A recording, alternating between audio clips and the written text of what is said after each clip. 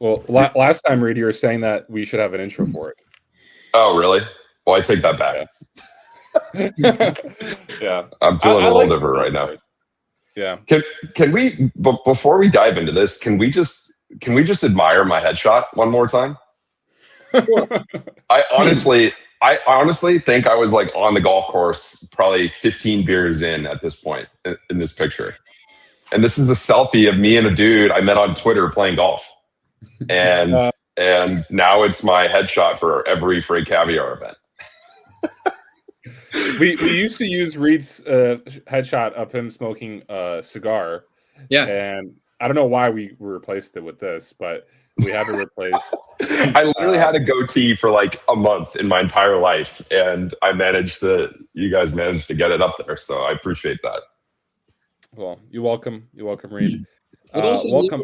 I've never seen you with this beard, you know. So yeah, I know. Yeah, my wife saw that the headshot, and she was like, "Oh my God, where did they find that picture of you? That doesn't even look like you." And I was like, "Oh, yeah, I guess not." Well, welcome everyone to today's webinar. Today's guest is GJ from CtrlChain. GJ, I'd love for you to pronounce your full name for the audience, just that we have it here on file. Yeah, I needed to, honestly. Yeah. I can imagine. So I will do it including my last name, even. So, okay, it's Gert-Jan de Goey. And Gert-Jan de Goey. Polish, right, Paul? Yeah, I'm Polish. Yeah. Yeah. So I had a Polish girlfriend when I was a teenager. So her parents immediately confronted me with what it meant. So yeah. What does it mean? I can't say it right now. We'll tell you later. I'll tell you later. Okay. All right. Great. Sounds good. That's awesome. Yeah, it's funny. I thought of it instantly when you said that, GJ, but I was like, I'm not going to say anything right now. But you already know. You're aware. Okay. Sounds good. Well, GJ, I'm excited for this webinar. This one's going to be a little bit more unique because of your European presence, but it's also what I enjoy here is that it's going to be the European, I guess, outlook alongside and comparing it to the US kind of market. And I think that's what's going to be fascinating for both Reed and I to kind of dive into today, talking about the platforms, about the fraud, what's happening, and what are the solutions for there. So, GJ, can you give us a quick breakdown of who you are and CtrlChain? Yeah, of course. So about me or CtrlChain or both? Both. Okay. So yeah, my name is Gert-Jan again, but everyone calls me GJ. I'm used to it. I worked in quite some international organizations. I think I spent in total something like 12, 13 years in logistics. Most of the time in express and parcel, but also air and ocean freight. And now, of course, in the trucking and road freight industry for 4 years. I'm now currently I'm a VP strategy and growth within CtrlChain. So that means basically I'm supporting the organization towards our future goals, which are quite ambitious, first of all. And I'm managing the whole commercial and operational departments in our organization. Perhaps a bit more on CtrlChain. So what we do, who we are. We're a logistics service provider, and that's for us twofold. So first of all, we are active in road transportation services, which mainly focus on FTL, LTL, express van deliveries, and also container road transportation. And on the other side, and perhaps later we can talk more about that, but we build our own system around the service that we provide.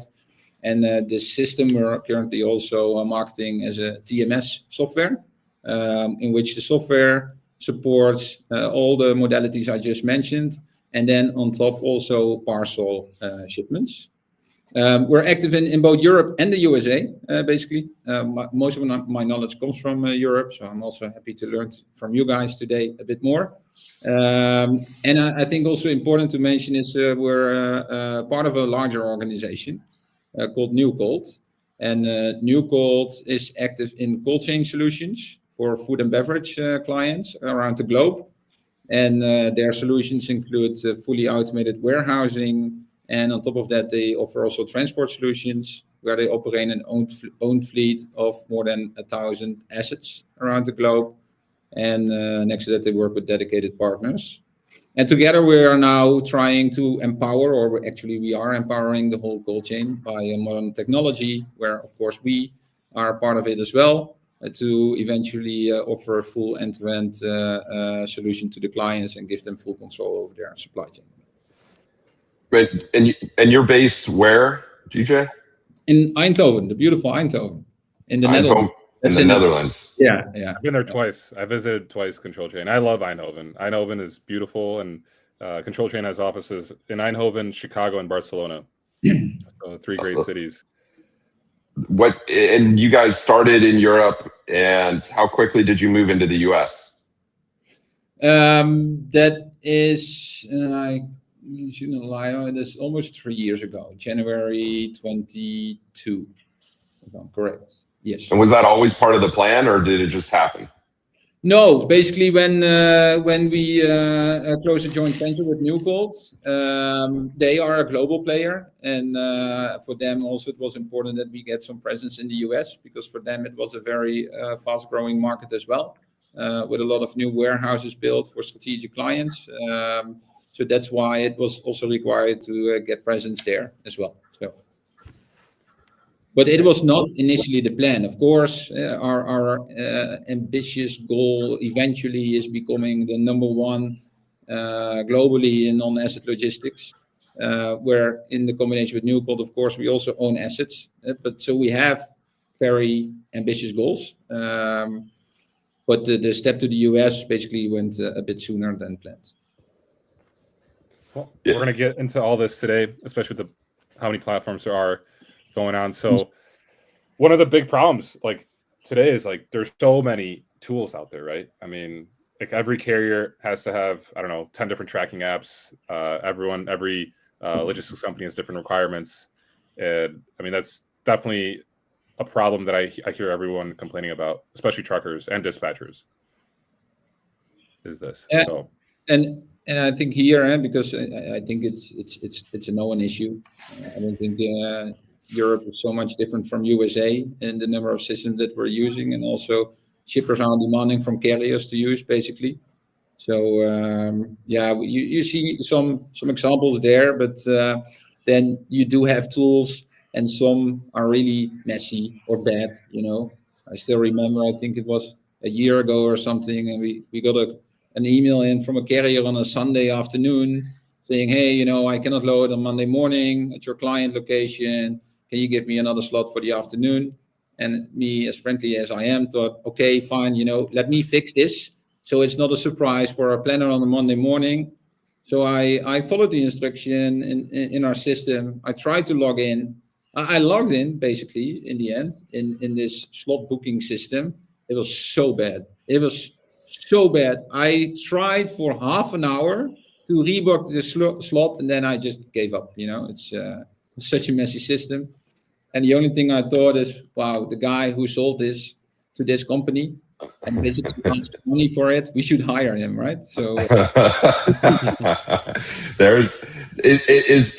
curious how the how this kind of millions of tools doing similar things situation compares in Europe versus here. Is it worse in Europe because there's like different countries, and shippers in different countries might there just might be more tools just because that's how it is over there, just the geography of it, or is it worse here?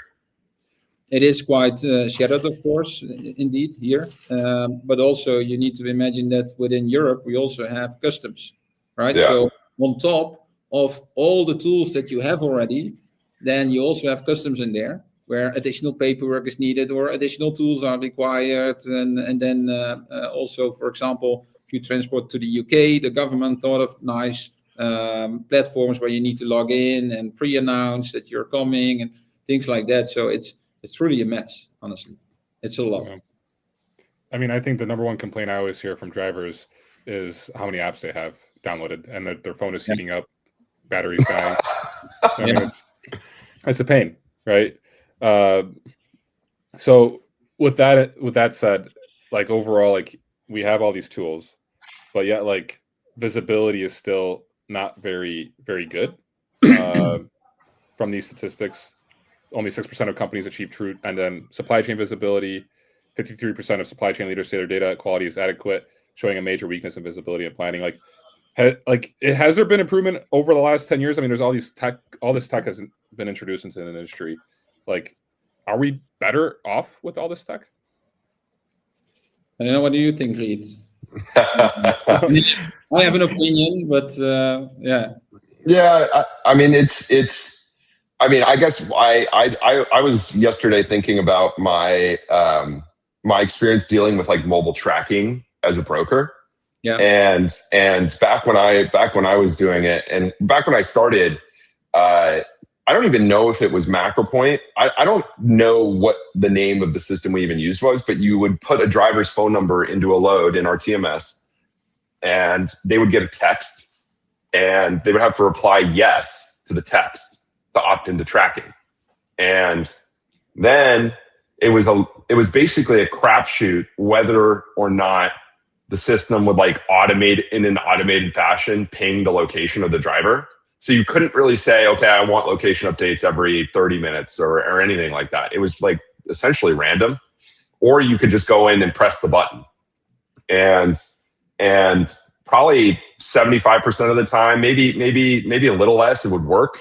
And then the other time it wouldn't work. And if the driver had a different type of phone, a lot of drivers would just be like, no, I got a flip phone, can't do it, and whether or not that was true, I don't know. But I think things have improved a little bit. And I don't think having a lot of tools is necessarily a bad thing. I mean, it's nice to see people like trying to build stuff, but like at the end of the day, if from the driver's perspective, especially, every shipper, every broker you work with is like forcing you to use their tool, and they all have their own unique combination of tools. And next thing you know, it's like, every load you do, you have to download a new app. And that's just like, and all the while they're told, if you download this app, you won't get phone calls like in the middle of the night asking where you are. But I feel like a lot of them still do. and so it's like, I don't, if I were a driver, I'd be really bugged if I was like forced to download an app for tracking and I still am getting woken up by some, overseas or nearshored rep asking me where I was in the middle of the night for no reason. So I think they're probably affected by it the most, just like from an annoyance standpoint. But I can understand from the shipper's perspective why they would want it, because you want to know where your stuff is, right? So I get all the sides. I think, but I do empathize with the driver the most, I think, because it's just a pain in the ass for them. Yeah, I think as well. And I don't know if it's really an improvement, because what you get with all these companies out there who are delivering tools, technology, right, to solve parts of the issues of the supply chain, is that you get a lot of tools, because it's all specialized companies, right? One focuses on tracking, the other focusing on purely matching rates and then automatically checking carriers or booking. And so for me, it looks like there's a lot of different systems in the end to manage the whole flow. So what improved, basically? Yeah, you have some more visibility if everyone uses it, but then exactly what you're saying, Reed, you bother all the carriers with all different types of mobile apps and things they need to use. So that's for me. So a big applause to the 6%, right, that have true end-to-end supply chain visibility, I would say. Because the other 94%, I would say, are jealous of them. And on the other hand, also more than 90% of logistics company, they also say that customers actually also demand end-to-end visibility from them. So how are you going to solve it? Because everyone uses their own tools. Yeah. And I mean, going to the next slide, what we see is also what we're going to, like, I guess, dive into is the fraud that's occurring both in the US and Europe, and how like these tools are also kind of, making it maybe easier because there's so many tools because of fraud. Like, tell us a little bit about like that, GJ, like the differences in the market between the US, Europe, and like how it's I guess affecting with the tools that we have. Well, next to tools, I think also on this slide, what you see, what's interesting here is the double brokering. And I know it's not really illegal. It's more like if a carrier says, I'm going to do it with my own truck and then brokers it, right? That's something which normally is illegal. But in Europe, every carrier, carriers, they say, I'm a carrier. So all customers expect they are showing up with their own trucks, but then they're just subcontracting it. And the subcontractor can put it on a load board or a marketplace, and then they market it again. We have a guy working here in the office. He's from Poland, and he joined us 3 years ago. And the previous company he was working for was also a freight forwarding company, as they called it, but basically it's not. They sold loads on Timocom, which is one of the largest marketplaces in Europe, and they sold it again on TransEU, which is another marketplace. That's the only thing they were doing. It's like moving from DAT to truck stop for anyone that's listening in America. It's like taking a load from DAT, selling it on truck stop. Is that not frowned upon there, or is it? It's normal. It's normal. Yeah. We've seen loads being sold 7 times. So it's crazy. Quintuple broker. No, septuple. Oh, I did audit myself. The septuple broker is broker. You know what though? You gotta almost kind of respect the hustle, because each brokering, there's probably a little less margin. So the first person did a really good job selling the customer. If they're able to squeeze 7 carriers worth of margin out of the loads, I mean, and then the last guy who did it is just like the king salesman of buying freight. If he's still making money, then shoot, I guess, that's good for him, I guess. It's probably not a great experience for the shipper though. But that's the whole thing, right? So you can force your carriers whatever you want in terms of systems and tools and mobile apps and whatever. But if then it ends up with a 5th or a 7th or a 3rd carrier, you lose all your data points, every visibility item you installed, whatever, right? So, and you will figure out after you get your POD or bill of lading, right? How it's called in the USA. After you received it, you see the company stamp and you figure out who actually broke your time. I mean, are shippers like complaining about this there? Are they like upset by it? Okay, yeah, that makes sense. I can understand that. I probably would be too. So for us, just for your idea, we do quite some high value loads as well in Europe, right? So we have quite a good customer base who are shipping loads up to multiple millions. You don't want these type of loads to end up on the marketplace, right? So already only for that, we redesigned our system and we put features in so we can whitelist carriers where they sign additional paperwork and security and liability and everything. They need to sign everything. And then the first thing in there says no subcontracting. And then they get whitelisted. And then our system allows you to drive for these type of customers. Because otherwise, it's a huge risk, honestly. Mm-hmm. Yeah, and do they still try to subcontract it, or no? That's good. That's good. If we ever see, because it's not like it's a 40-point security document. If any of those points they deviate from, we kick them off the whitelist, and they're not able to do these loads anymore. So we're really strict on this one because we know the risk out there. But still, it happens, and we hear it a lot, and it's increasing in Europe as well. Yeah, I mean, I think in America, the most I've ever heard is like maybe a quadruple brokered load, but that's like very rare. Very rare. Maybe somebody in the audience has an experience with quintuple brokering here in the US. I feel like I should open a logistics company, a freight forwarding company in Poland. It doesn't seem to be that difficult, right? You just take a load from Transporeon and sell it on Timocom, or or the way around. Yeah, how difficult could it be? A lot of competition, probably. Yeah.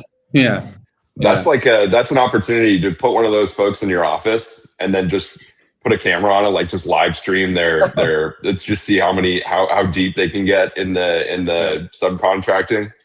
That would be cool, right? Like a challenge. how many times you can subcontract. That would be really good content for Freight Caviar.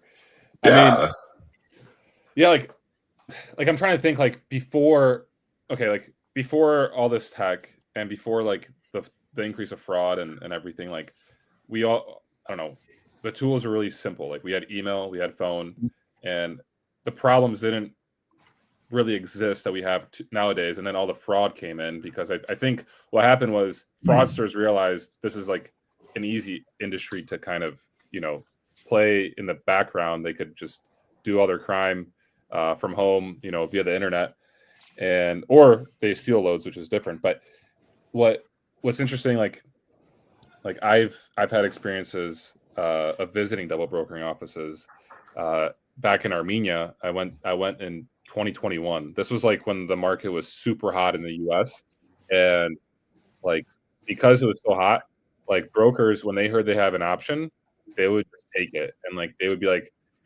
just you go deal with it, and like hopefully you figure it out, whatever the case is. And I mean, I visited a double brokering office in Yerevan, and back then they used to have double brokering offices that operated on a U.S. market on every corner of the city, of the capital. And like, if you talk to anyone on the street, they knew a cousin or an uncle or a brother that worked as a double broker. And like, I got in trouble with the mafia there because unfortunately I went on an Instagram live. I'm sorry? How did you manage to do that? Well, I landed in Yerevan because like 7% of our audience from Freight Caviar was based in Armenia. And so I looked at the audience, and this was not the second largest audience after the US was Armenia. And I knew, coming from being a broker on the US market, I knew that, there's a lot of Armenians that were brokering, and it's not only Armenians, and nowadays it's completely different because of the market shift. But I was like, I need to go check this out. Like, this is kind of strange. Like, what is happening here? But essentially, like, Armenians in Glendale figured out there's like this loophole where they could double broker. And for a long time, they were just double brokering, just like subcontracting, like in Europe, where it's okay to give it to a carrier, the carrier delivers, everyone gets paid. Not a big deal, right? Like, as long as everyone gets paid, there's not a problem. As long as the product's not stolen, it's not really a big problem. Especially relatively speaking to what it is today. And so I went to this office, and we were hanging out, 7 guys, it's like all in like their 20s. Like they love the job because they're working on the US market, they're making US dollars. And I went on Instagram live because I was like, I got to show like the Freight Caviar audience what a double brokering office looks like. And we had 250 people look at us, like watch us live during that Instagram live for like about 5 to 10 minutes. And then, I put my phone away.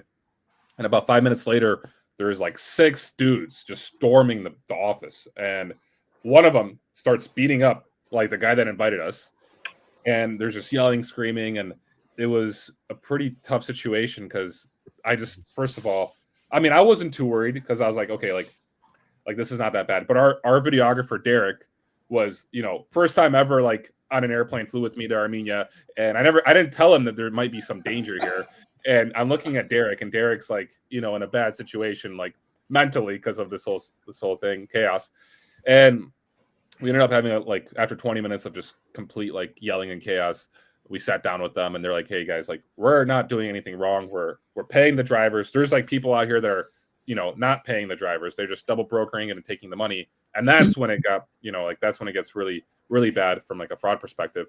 But because of the downturn in the market from 2021 to now, a lot of people have resorted to doing, fraud and illegal activities. And now we also have all these tools out there that it seems like, maybe it's making it easier, or it's just you don't have the visibility on the load that like that you should have.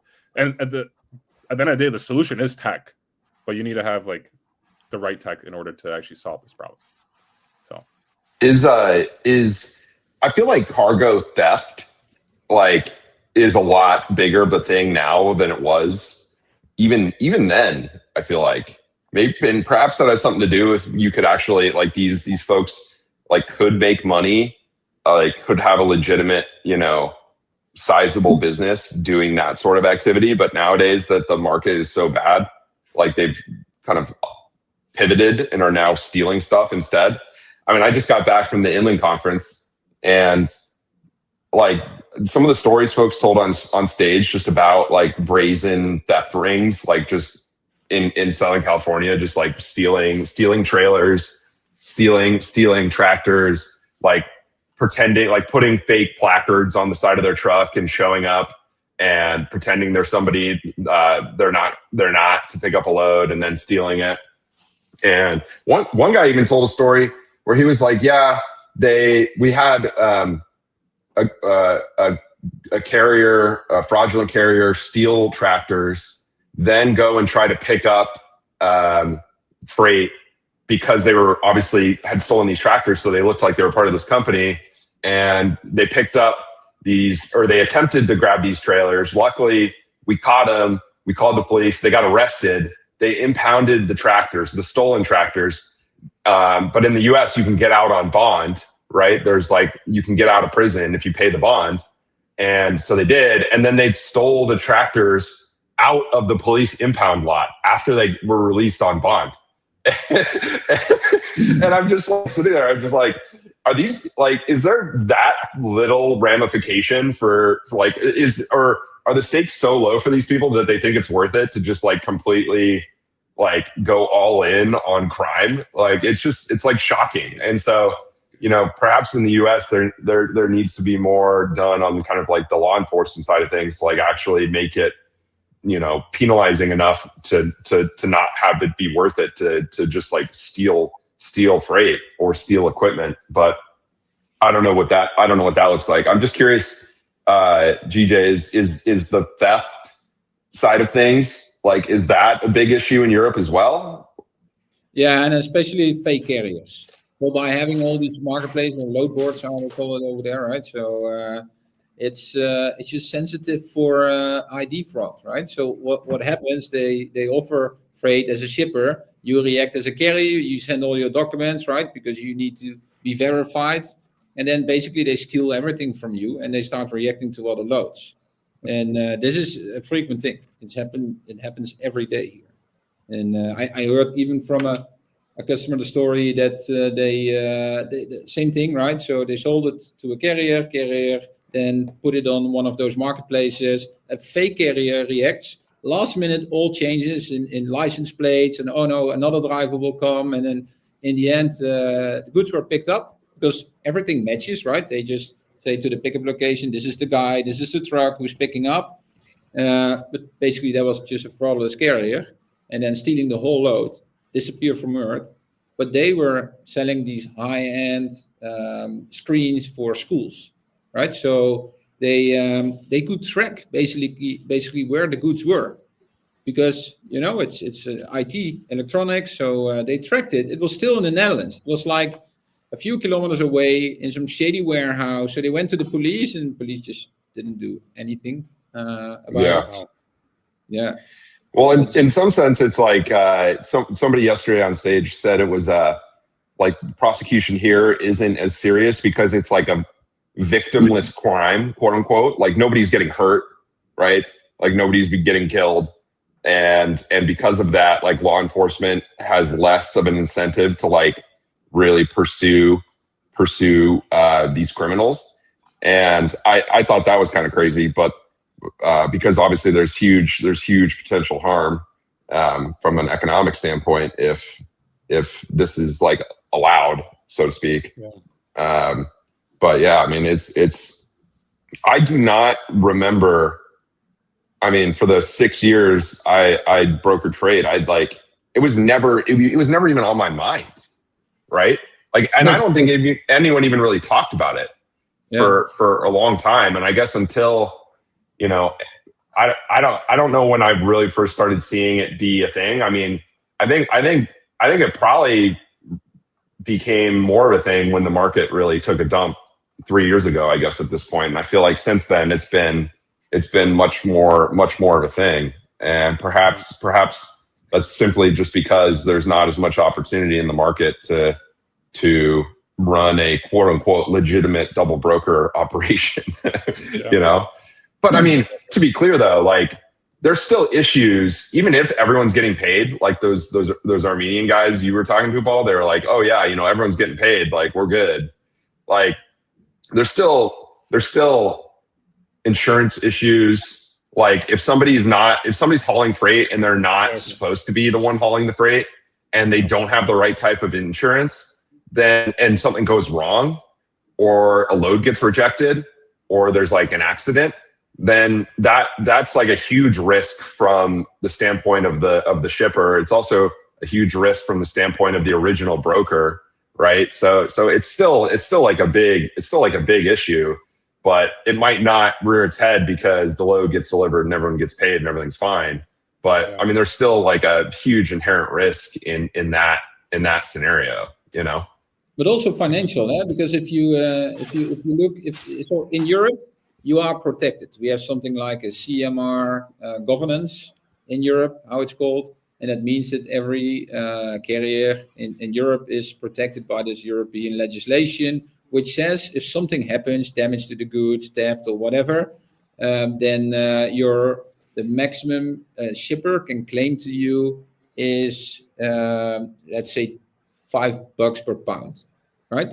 Per pound of weight. So it's 10 euros per kilo. Now, so if you travel, you take a load and it's like, I'm now talking in tons and kilos, 20,000 kilos. So that means that your maximum liability is 200K. And you can get insured for this. But now if you put your shipment on a load board, a fraudulent carrier takes it, then the law says, yeah, but now the carrier stole the actual load. So that means you're not protected anymore and you're not insured anymore. Now, but the carrier that picked up the load, they disappeared from Earth, right? So they're nowhere anymore. So then they go to next in line. That means the guy who puts it on the load board now is fully liable for the whole freight, and his insurance will say, no way, I'm going to pay you. So this is a huge financial risk, so as well. Yeah, it's what a world we live in. Yeah, I mean, it's crazy. So what? And then I guess to tie it into the discussion is like just the fragmentation of the ecosystem from a tech standpoint is like an angle of attack for bad actors, right? Yeah, that's basically the connection. When everything's all over the place and nothing talks to one another, then that's when this sort of thing can happen. There, of course, from a technology perspective, there are ways to deal with this, right? So you can also upload a full fleet of the carrier, including license plates, and then once an order gets activated, then you pull the license plate that was entered by the carrier, and then it checks basically if you have live signal. So if it's another truck with a fake license plate, you will not get a signal. So you know something is wrong. So there are ways to do this, but it's not easy. And if you work in thousands of different systems, then it's really hard, to get grip on this. And I think you told some extreme stories about theft, stealing trucks and mafia and things like that. But basically, it's a pretty easy thing to do. You don't need to break in anywhere. You just steal someone's identity on the platform. You react on email with some fake email address to a shipper. And you have a truck with license plates and a name, you show up and you take the load, and then you're gone. Who will find you? So I think also their technology is nice, right? And these load boards, but it also makes it pretty easy for criminals to in the end, steal stuff from others. So. Definitely. I mean, yeah, back in the day, there was a much stronger emphasis on the relationship before all the tech came on. Yeah, that you get to have the carrier. You probably knew the carrier, or you'd go to the truck stop. You would meet the carrier in person. You'd find out what they do, and then you'd call them over the phone, and you knew exactly they had trucks. And now, I mean, technology obviously makes our job easier. It allows us to grow, but it also allows for the fraudsters to come in.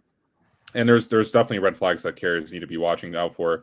Like I hear it all the time from I used to see this quite often in like 2023, 2024. I think carriers have become a little more like understanding that it's a red flag when the rate is 30 to 40% above market, because I get DMs on Instagram. I used to get DMs quite often about this. It's like, well, this broker who was, let's just say they got hacked. Their DAT account was hacked, and they posted a load that was paying, $5 a mile, and they took it, and they got it from an email that was one letter different than the actual email domain. And it's like, well, back when this was like a couple years ago, when this was relatively new, I kind of understood, okay, like they weren't paying attention. They didn't understand they had to pay attention to the email address or to the DAT account, even if the DAT account was the actual broker. But now, carriers are understanding this. Like, if it's too good to be true, it's too good. It's like they got burnt. If you're expecting to get $5,000 on a load and you deliver it, and the broker doesn't pay you anything, I mean, that's a huge loss for you.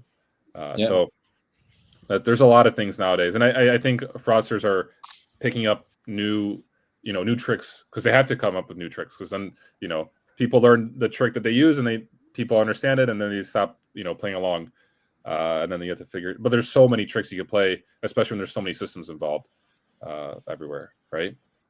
Yeah, and I also did some research on, hey, what can you do about these fraudulent carriers, using fake IDs, fake email addresses, and there's a lot of tips out there, a lot, right? What you need to check in the website, and if this correct and that correct, call the guy, and but then I'm like, yeah, but which person is going to do that? You're a planner, you're busy, you have finally a carrier, you want to get the load out, and to make this into a waterproof process, pretty tough, right? So potentially you can think about AI, checking, things online. And I saw your Happy Robot webinar as well. So you can even have AI calling a carrier to double check if this person is really working there. But that's basically the only way to protect yourselves. Manual labor you need to put in, or you need to look into like AI models that can help you out. And otherwise, just a human mistake, it slips through, and then things happen. Yeah.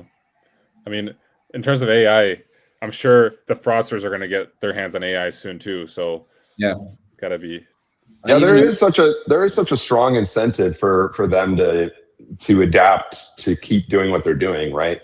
Because they, I mean, jokes aside, it is like a highly profitable business. If you steal the right load, like that can be tremendously profitable. If you have somebody, obviously you have to be able to sell the product, right? But I mean, if you steal like building materials, or you steal, stuff that's in super high demand, and there's lots of people who need it, and potentially it's an industry where folks might not audit who's like actually buying, or where the goods are actually coming from. That's like, I mean, I hate to say that it's easy, but I mean, it kind of feels like it is, because it's happening so much. And they know that they can just like, if they have like a legitimate authority, right? Which apparently is easy to get these days, just based on what I read online in the US. It's easy. It's getting more and more difficult though. Well, which is a good thing, but historically it's been very easy for folks to get an authority, pick up a load, steal it, and they know if that authority gets shut down, then they can just go do it again, and they'll change their name, they'll find some new single family home in Wyoming to register their authority with, and that's how you end up with these single houses in the middle of nowhere in Wyoming that have like 700 MCs registered to them. And you're just like, what, like, and then you go about your business, and you get shut down, you do it again, and hopefully over time the FMCSA makes it more difficult to or hopefully you have to jump through more hoops to prevent fraudulent. I mean, I was Danielle has been doing all that work on Twitter, just like uncovering fraudulent carriers and like diving into the data and stuff like that. And I might be getting the stat wrong, so I might need to audit myself on this, but it's like some ridiculously high percentage of registrations are like fraudulent. Like we've had I I hesitate to even make up. I don't want to make up numbers, so I'm not going to. But it's like a lot of carriers that are being registered these days like are not legitimate actors, and it's like you can tell because they use the same email that's been used like 100 times to register authority, or they register themselves at an address where there's historically been hundreds potentially of other fraudulent carriers registered to it, and it's like. Dude, like if it's this easy, like that's a big problem in and of itself. Like you can have all the perfect tools in the world, but like if it's that easy for folks to get in, then you're always going to be exposed to a degree because they're creative and they'll know how to exploit the tools and they'll just keep doing their thing. And again, it's also a human being who needs to check all these details, right? So every person makes mistakes, and apparently enough slip through for this to be attractive for criminals. And you're talking about loads, easy to steal or valuable or easy to trade in the market with like a truck of cigarettes. It's easy to a few millions in value. And I think it's not difficult. You cannot track cigarettes, so there's nothing in there like GPS in the cigarette itself. So, but it's worth millions, one truckload.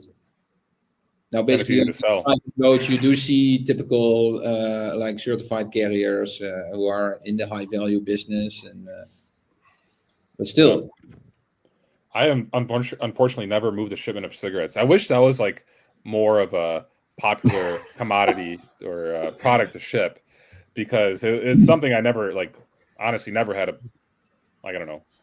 shipment of cigarettes. Have you ever shipped cigarettes before? No.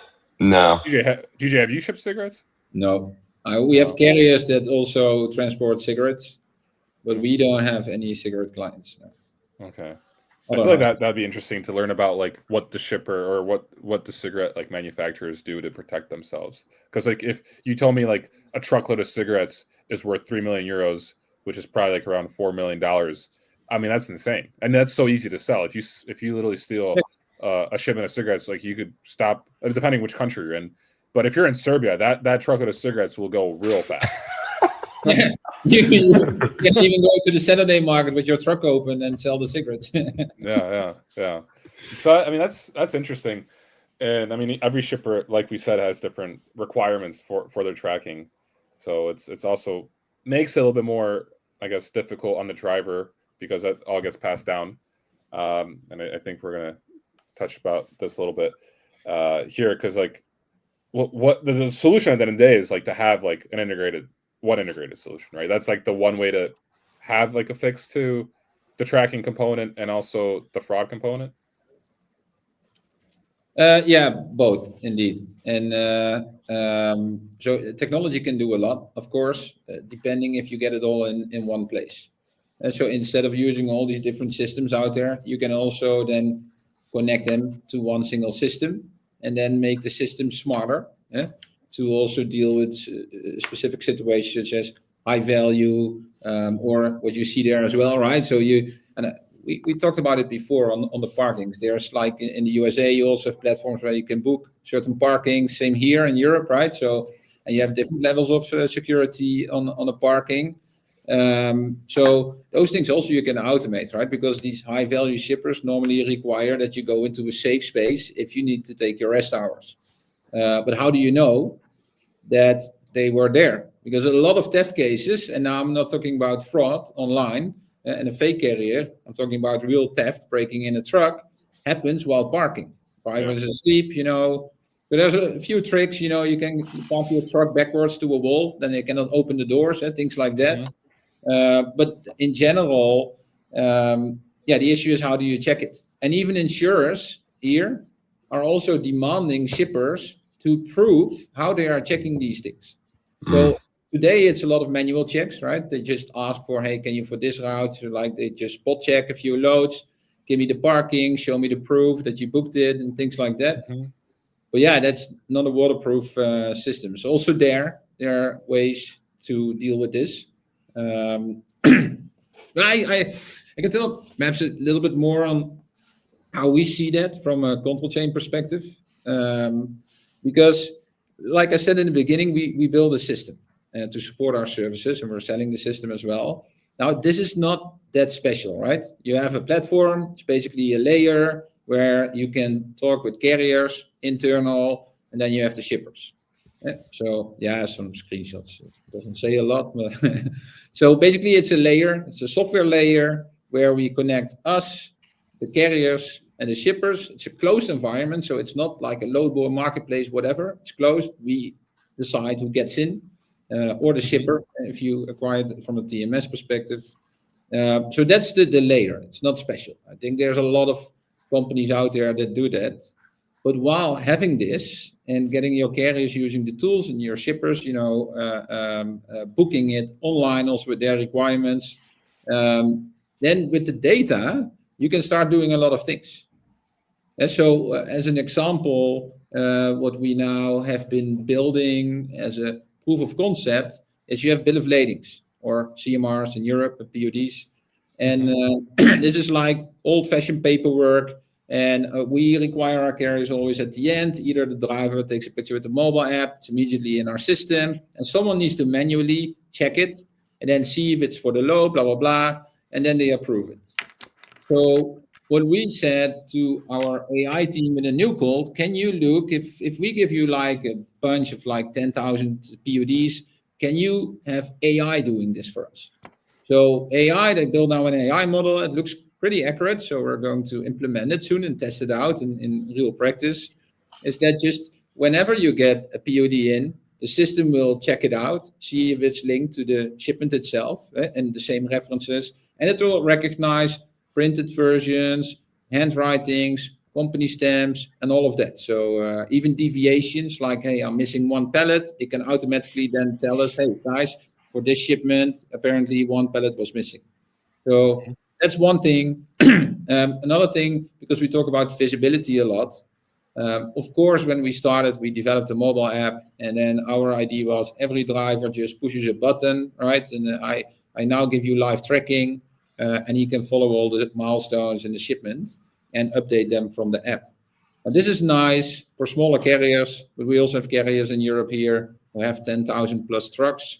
They will not train 10,000 drivers on our simple mobile app, right? So there's other companies out there, and we partnered up with one of them that can give you access directly to the GPS and the truck data. So that means that we just invite a carrier, hey, do you consent that we get directly your whole fleet data the moment we assign an order to you and you assign it to one of your vehicles? And then automatically we get the data. So we get GPS locations. Now with GPS, geofencing, you can do automatic arrivals, but also we get temperature in. So we can also say, hey, this shipment is deviating from the planned temperature, so we need to do something. We are doing ETA calculations with that, with live location. We also get like doors opening, closing in, weight in and out of the truck. So you can also start automating your loading frequency, because you arrive within your geofence. System knows, okay, you arrived, right? So then you get to your loading dock. We know the doors are opening, and then we know weight is coming in, doors are closed. The exit is geofence, so we know basically he's loaded. Then on his way, we get GPS again. We put like massive geofence circles around the delivery location.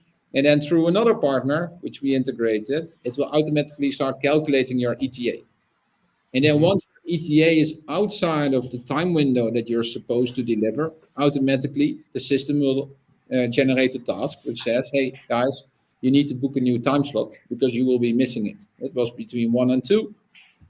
Our calculation says he's there at 4. So we need to rebook the time slot, because otherwise you have a lot of waiting time, dwell time, a lot of cost related to it.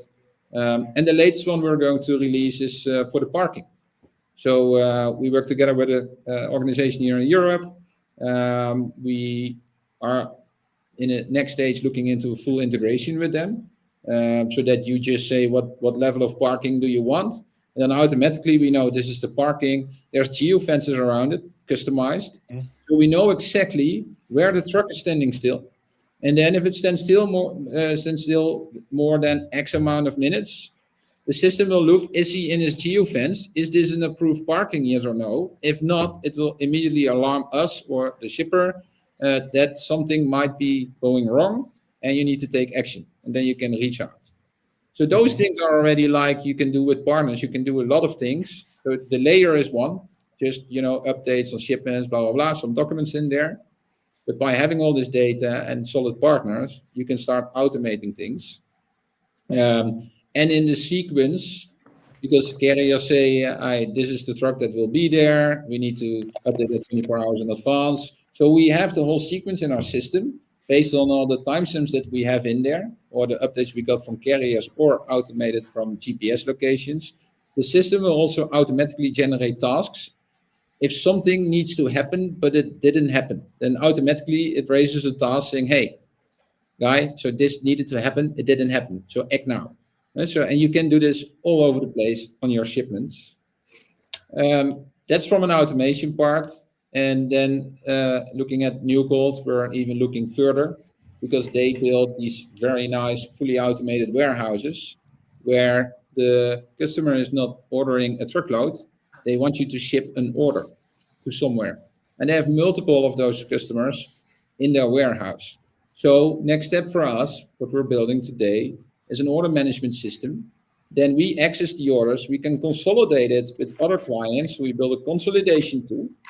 And then you can consolidate so you have less CO2 emission, you can reduce cost, or what the system can also do is make a distribution proposal. It says, hey, if I take all these orders in one truck, I think if you hit then these 4 delivery points, that's the most efficient path to deliver those. So all of that will be in automatic finance flows. We are even building a carrier TMS because we own more than 1,000 assets within the New Gold organization. So we don't want them to work in an external TMS system. We want them to work in our environment so that we always have the same level of automations in there, but also awareness of whatever is happening. And then that the shipper immediately sees what's happening on the other side. So there's quite a lot of things we're doing currently. Because we truly believe that with the company and the team that we have, and all the people and the knowledge and the business that we're running for our clients, we have all the knowledge in-house to get to a full end-to-end solution. So that's basically the goal that we have. Is that I'm just curious, just from to achieve that true end-to-end visibility, it makes sense that just in an ideal world, that would be one system that kind of handles the whole thing, and you don't, and perhaps the gaps start to show themselves when you're relying on 9 different systems that may or may not, that may actually integrate, but it's not. I feel like there's always some gap even when when they are properly integrated. So have you guys just kind of mapped out the whole every life cycle of a transaction and been okay, we need the order management system, we need the tracking app, we need a carrier TMS, we need these things to really be able to deliver the full end-to-end tool? Has that kind of been the strategy? It's not in so much detail, Reed, but we do have a vision document where we describe exactly what eventually will be built, right? And it's not a matter of decades that we're building it. We have a very solid team of developers.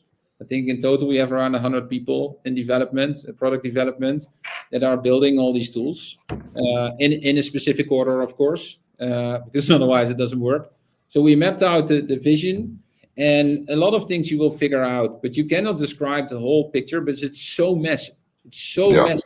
All the edge cases that you have, and then you have, of course, a local legislation, but also, US market is different than Europe market, or in India we're active as well. In Australia we have an LTL provider which was acquired. So we're running a network solution, totally different, of course, than direct shipments. So there will be a lot for us to uncover in the coming period. But so far we're progressing as we want to, and we're aiming for that goal, and we're 100% sure we can get there. So. And for your read, so most of the big software developments are all done in-house. Also, the WMS systems running the whole warehouse, in-house products. So, and then for some things, of course, you can think about buy or build. Like what I said, the partner that we have to connect to the actual fleet to get live data from the fleet, yeah, you can start from scratch. It will cost us millions to build that, and we pay them 75 cents per shipment. So, yeah, and the development time from us is much less because we just need to build the connection, make sure we get the data properly back, and then we build features around it. So in some cases, you don't want to build it yourself. You need to partner up. Yeah. I mean, it's definitely ambitious, but it's also a big goal. And like we saw the statistic earlier, currently only 6% have supply chain, for complete end-to-end supply chain visibility. And then I'm thinking, Paul, about companies like UPS, right? An integrator. So normally they have full end-to-end control. Their own chain, because it's their own. But once you start working with partners, it becomes a different story, of course. Yeah, definitely. And then the other thing is, of course, if you look at the brands that we are serving, are really like global food producers, so they're all over the world. They also have inbound freight, and that's then a big question mark, because if you are not arranging the freight yourself from the inbound, but your supplier is arranging it, how do you get visibility on your inbound? So those are gaps we know already that we need to think about these things. How are we going to fix it? Because it's part of the chain, right? So you don't get end-to-end visibility if you don't know when your stock comes in, because you have a time to market, you need to serve your clients, so you need to know what is in stock when you get your new stock in. So that's still a question mark. We have some thoughts around it, but yeah, you need more partners in the chain eventually to cooperate then in one single system. So I'm curious, GJ, like from the 6% number now, where do you think we'll be in a decade? Where will that number be for end-to-end supply chain visibility? I don't think if not much change, it will not be so much better than it is today. Okay. It's my honest opinion. We work with global clients, not only from renewables, and CtrlChain, we have like massive international corporate organizations. And then if you look in, and they have the buying power, right? They can demand a lot from the carriers, and still they fail to get one solid source of data. So one of our clients even hired a guy. So it's a multi-billion company, and they ship, I don't know, in Europe only like 100,000 shipments a week, so it's not a small, and then still they fail to get the data in a format that they can actually know and see what the performance is and where it goes well and not. And then still there's a mismatch with the data of the carrier itself when they send the report. So it's tough. It's really tough. So yeah, and it's especially tough for this. I mean, like if you're not in a position to be able to demand that sort of access to data from your partners, if you're a smaller company, then you're almost never get it to a degree, because you just can't make those demands. Yeah, that's a tough one, right? So it's for the big boys, perhaps it's possible. So that's why we also believe in our software. If we keep on developing it as we are currently doing, and of course we have the luxury position of doing this together with NewCode. So we have a lot of insights and but also development power and knowledge behind it. But we don't want to make it like a SAP or Oracle product where it's really customized for every client. We are looking for a plug and play model, right? Where you can just add certain things. So I want to have live tracking in there, or the parking thing, and you can just toggle on and off. But we're looking for a plug and play, which is accessible to a broader market, and not only if you have a lot of buying power and you can force your carriers to do certain things. So. It's a lot of work. Oh yeah, but it's cool. Really cool. Yeah. We need the right people. I joined 4 years ago, and I said to, and Paul, Giovanni, of course. I said to Giovanni, I normally, whenever I take a decision, I always look back after 3 years, right? Because, whenever you take a decision, you don't know what the outcome is. So after 3 years, he said, "And so, yeah, it's so cool, you know. It's having fun every single day." Yeah, and we have more and more problems in the industry, so it's more interesting because you get to actually work on problems that are very important to solve. So I think that also just like inspires and motivates people to keep going, and that's exciting. GJ, thanks for joining us today on the webinar. I enjoyed this a lot, and Me too. I think it was great to have the perspective also from Europe and the US to show that to our audience. So thanks a lot for this. Thanks, GJ. Enjoyed it. No. Well, that's a wrap for today. If you want to learn more, you could go to CtrlChain.com. That's CTRLChain.com.